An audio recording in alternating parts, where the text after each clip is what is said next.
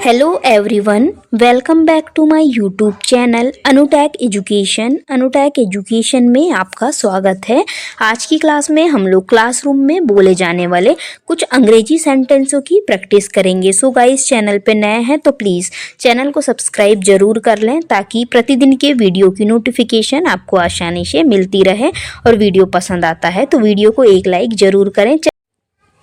Teaching is the best profession and teachers are the backbones of society. Teaching करना ही दुनिया का सबसे अच्छा प्रोफेशन माना जाता है और टीचर्स को हमारी सोसाइटी का बैकबोन्स माना जाता है या रीढ़ की हड्डी। टीचर से ही हमारे समाज में डेवलपमेंट होता है और हमें नॉलेज मिलता है। तो चलिए गाइस, स्टार्ट करते हैं। आज हम लोग क्लासरूम में बोले जाने वाली अंग्रेजी सबसे पहले हम गुड मॉर्निंग सर या गुड मॉर्निंग मैम से स्टार्ट करेंगे। ओके, मैं हाजिरी लेने जा रहा हूँ। जब आप किसी को बता रहे हैं कि आप अटेंडेंस लेने जाते हैं तो आप कहते हैं मैं हाजिरी लेने जा रहा हूँ, तो इंग्लिश में कहेंगे I am going to take attendance. मैं हाजिरी लेने जा रहा हूँ, I am going to take attendance. मैं हाजिरी लेने जा रहा हूँ। इस प्रकार आप इन सेंटेंसों को मेरे साथ रिपीट करेंगे तो आपको बहुत ही आसानी से कुछ सेंटेंस हैं जो एक बार में ही आप लोगों को याद हो जाएंगे। ओके, नेक्स्ट सेंटेंस लिखेंगे अब हम।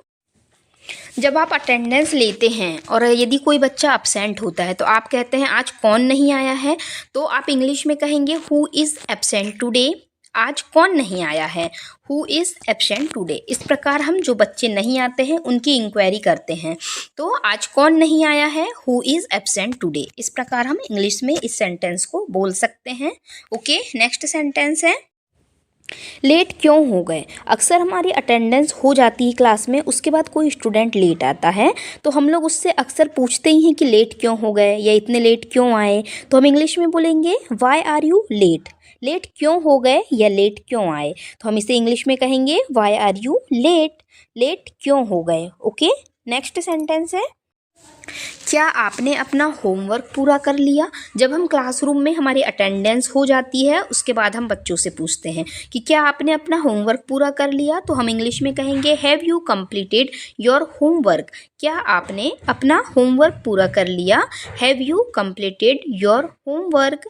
क्या आपने अपना होमवर्क कंप्लीट कर लिया। इस प्रकार हम बच्चों से इंग्लिश में बात करेंगे।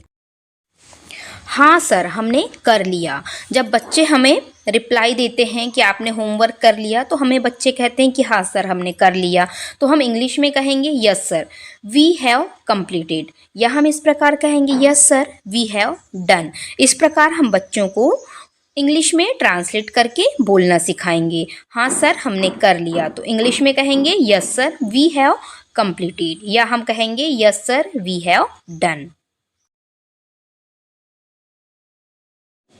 अपनी अपनी कॉपी जमा करिए। जब हम बच्चों से कहते हैं कि अपनी अपनी कॉपी जमा करिए चेक करने के लिए, तो हम उनसे इंग्लिश में कहेंगे सबमिट या डिपॉजिट योर कॉपी। हम सबमिट या फिर डिपॉजिट वर्ड का भी यूज़ कर सकते हैं जमा करने के लिए।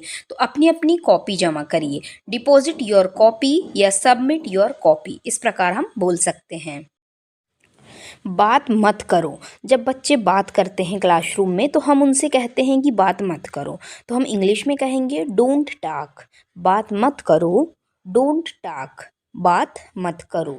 नेक्स्ट सेंटेंस है जब मैं नाम बुलाऊं तभी आगे आना। हम बच्चों से अक्सर क्लासरूम में बोलते हैं कि जब मैं नाम बुलाऊंगा तुम्हारा तभी आगे आना, तो आप इंग्लिश में कहिए come forward when I call you. जब मैं नाम बुलाऊं तभी आगे आना, come forward when I call you. जब मैं नाम बुलाऊं तभी आगे आना। नेक्स्ट सेंटेंस है अपनी बुक दिखाओ। जब हम बच्चों से कहते हैं कि अपनी बुक दिखाना ज़रा, तो हम इंग्लिश में कहेंगे शो मी योर बुक। अपनी बुक दिखाओ, शो मी योर बुक, अपनी बुक दिखाओ।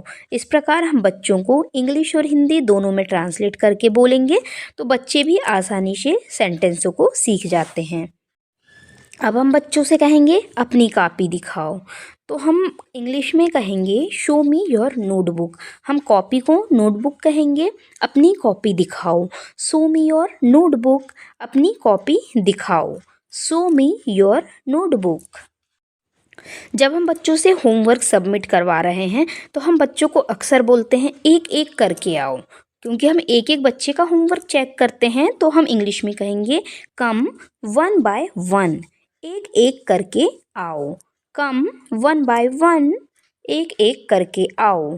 कम 1 बाय 1। नेक्स्ट सेंटेंस है सब लोग लाइन में लग जाओ। जब हम बच्चों को प्रेयर करते समय या किसी भी चीज़ के लिए हम बच्चों को लाइन में लगवाते हैं तो हम बच्चों से अक्सर बोलते हैं कि सब लोग लाइन में लग जाओ। तो इंग्लिश में कहेंगे all of you please get in line. सब लोग लाइन में लग जाओ। All of you please get in line. सब लोग लाइन में लग जाओ।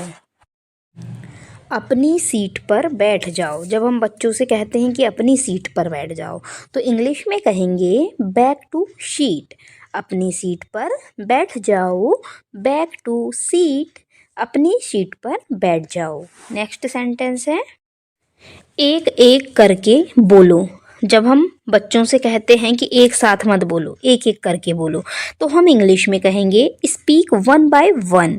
एक एक करके बोलो। Speak 1 by 1। एक एक करके बोलो।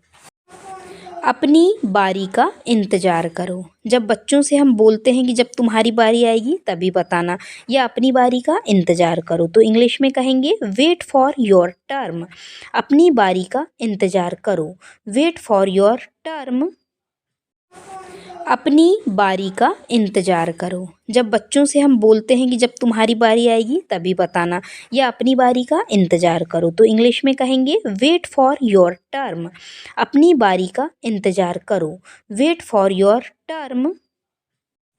जब हमने बच्चों को क्लास में समझाया किसी चीज़ को और अब हम बच्चों से पूछ रहे हैं कि क्या आपके समझ में आया, बच्चों बताओ क्या आपके समझ में आया, तो हम इंग्लिश में पूछेंगे डिड यू गेट।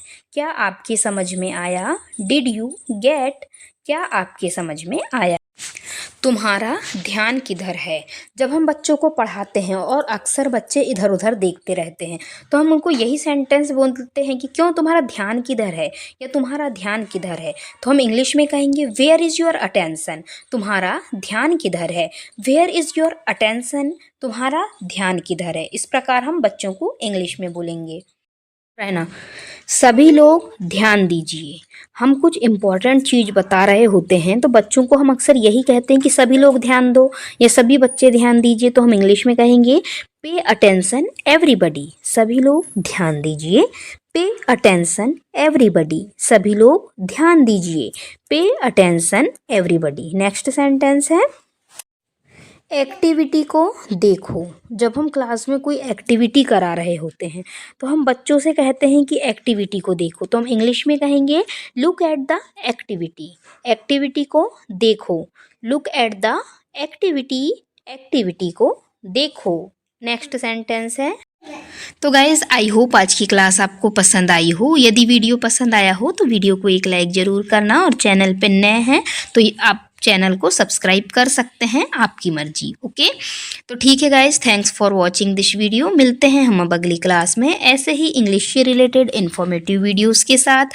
वीडियो देखने के लिए धन्यवाद।